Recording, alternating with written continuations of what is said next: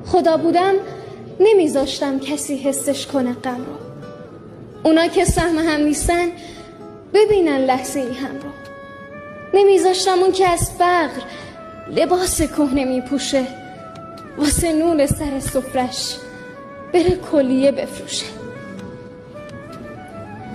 حتی کمزورای دنیا به قدرت ها نمیباختن. زمینامو میدادم توش فقیرا خونه میساختن. پای سختی های مردم خیلی محکم میستادم. اگه مستاجرم بودن اجارهشون رو میدادم.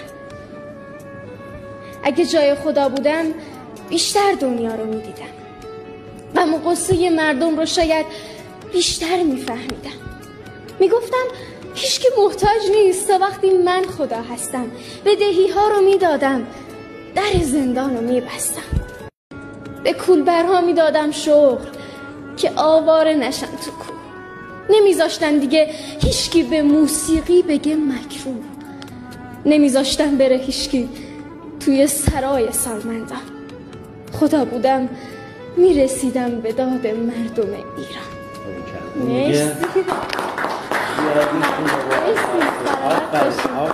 خیلی خوشحال شدم دوباره شما رو دیدم. انشالله دوباره همدیگر رو میبینیم. شما باید اصلا شعر ما رو بخونید. مرسی، ممنونم. لطف دارید. دیگه تشویقش بکنید. مرسی، ممنونم. اگه حال منو پرسید بگید خوبم، خیلی ممنون.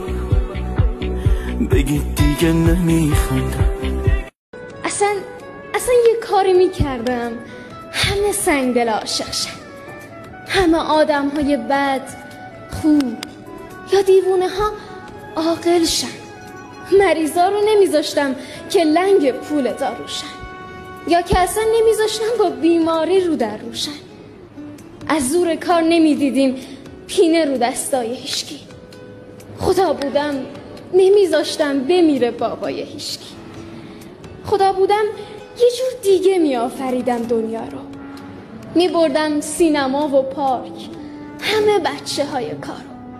کاری میکردم که هیچکی نبینه سفره بینونه. کاری میکردم هیچ مردی نشه شرمنده خون.